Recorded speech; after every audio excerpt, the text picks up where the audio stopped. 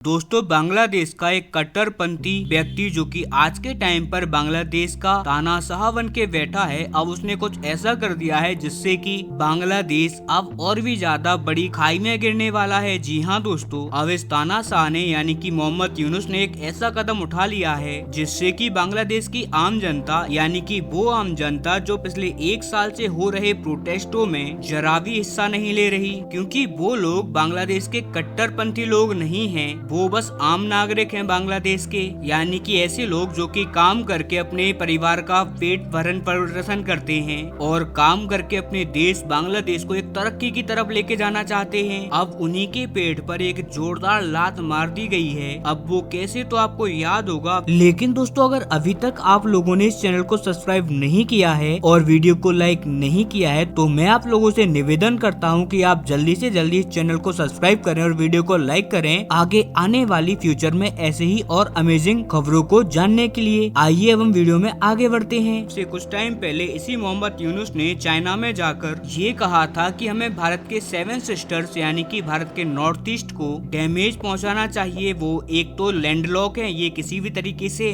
Connected नहीं है सी से, और बांग्लादेश इस इलाके का राजा है, वो जो चाहे इस इलाके में कर सकता है। यहाँ तक कि उनको एक इशारा दिया था चाइना को कि हम दोनों मिलकर भारत की जमीन को काट कर भारत को 2 दड़ों में बांट देंगे। और इसी के जवाब में भारत ने बांग्लादेश की ट्रांसशिपमेंट रोक दी थी अब से 3-4 दिन पहले ही। यानी कि बांग्लादेश लगातार भारत के रोड का, पोर्ट का या फिर भारत के इंफ्रास्ट्रक्चर का इस्तेमाल कर रहा था अपने व्यापार के लिए, और नेपाल और भूटान जैसे देशों में अपना सामान बेचकर पैसा कमा रहा था। ये सब हमने मात्र एक झटके के अंदर ही खत्म कर दिया। अब अगर कोई सेंसिबल देश, सेंसिबल नेता होता बांग्लादेश के अंदर तो वो क्या करता, भारत के साथ बातचीत करता। इसके अलावा ये भी कह सकता था कि यार देखिए, आपने जो हमारे बयान है उसे अपने ऊपर ज्यादा गलत ले लिया, हमारे कहने का मतलब कुछ और था, आपने समझा कुछ और अगर आपको ऐसा लगता है कि हमने गलत कहा है या फिर हमने गलत कह दिया है तो हम आपसे क्षमा मांगते हैं। लेकिन ये कट्टरपंथी तानाशाह यानी कि मोहम्मद यूनुस के सिर पर पता नहीं कौन सा भूत सवार हो चुका है। इस व्यक्ति ने भारत से बातचीत करने की जगह ही भारत के ऊपर कार्रवाई कर दी है। जी हाँ दोस्तों, आप जरा आपकी स्क्रीन पर देखिए, भारत के द्वारा जो बांग्लादेश को धागे एक्सपोर्ट किए जाते हैं जिससे कि बांग्लादेश के अंदर उनकी टेक्सटाइल इंडस्ट्री खड़ी है आज के टाइम पर। अब बहुत सारे लोगों को नहीं पता होगा तो मैं बता दूं कि भारत ही अपने धागों को भेजता है यानी कि उन्हें बेचता है बांग्लादेश में, तब कहीं जाकर बांग्लादेश के अंदर कपड़ों का निर्माण होता है। और बांग्लादेश के अंदर जिस चीज को एक लार्ज लेवल पर बनाया जाता है वो कपड़े ही है। यहाँ तक कि ज़ारा हो गया, H&M हो गया, ये जितने भी टॉप ब्रांड्स है ये बांग्लादेश से ही कपड़े खरीदते हैं। लेकिन उन कपड़ों में जो धागा लगता है वो भारत के द्वारा बनाया जाता है। लेकिन इस तानाशाह ने भारत के द्वारा एक्सपोर्ट किए जाने वाले इन धागों के ऊपर फिलहाल पूरी तरीके से बैन लगा दिया है। और इसके अगेंस्ट में बहाना ये बताया गया कि भारत के द्वारा ये जो धागे दिए जाते हैं तो ऐसे में जब वो आ रहे होते हैं तो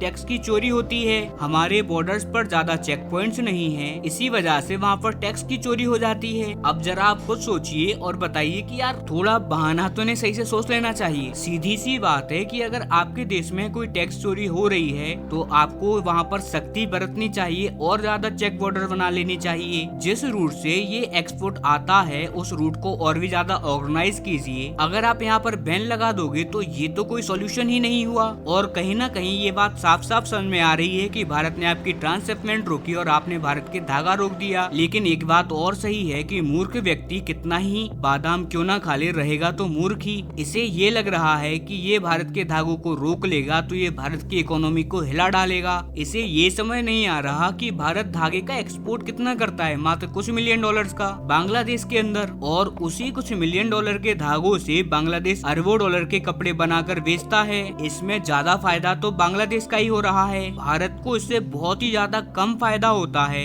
एक तरीके से आप ऐसा समझ लीजिए कि भारत की अर्थव्यवस्था में एक चींटी भर का भी फर्क नहीं पड़ेगा इससे। और वहीं बांग्लादेश के अंदर बांग्लादेश के ऊपर इसका असर ऐसे होगा जैसे कि कोई हाथी हो, क्योंकि बांग्लादेश की लगभग जितनी भी इकोनॉमी है कहीं ना कहीं वो इसी चीज पर रिलाय करती है। अब इससे क्या होगा कि एक तो बांग्लादेश के अंदर फैक्ट्रियां बंद हो सकती हैं, क्योंकि जब इन्हें धागा भारत से नहीं मिलेगा तो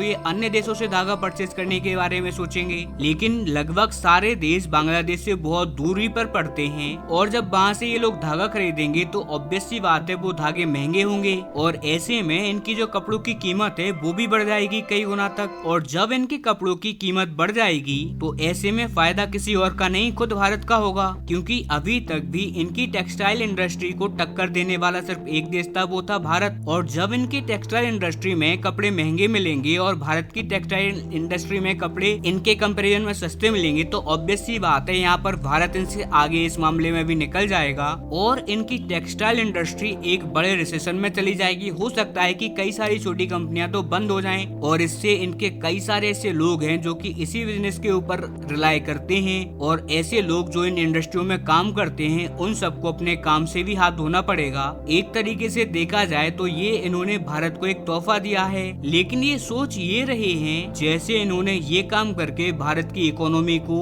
एकदम खत्म करने के बारे में सोच लिया है और ये अपनी इस हरकत से भारत के इकोनॉमी को डगमगा देंगे। लेकिन रियलिटी तो ये है कि ये सब करके ये अपनी मूर्खता ही बता रहे हैं। आप ये बात भी नोट कर लेना कि अब से कुछ ही दिनों के बाद आप देख लिए कि ये अपने इस कदम को वापस पीछे खींच लेंगे। हो सकता है कि ये भारत से माफी भी मांगे और आज नहीं तो कल सही, लेकिन ये ट्रांसशिपमेंट के लिए भारत के सामने अपनी नाक जरूर रगड़ेंगे।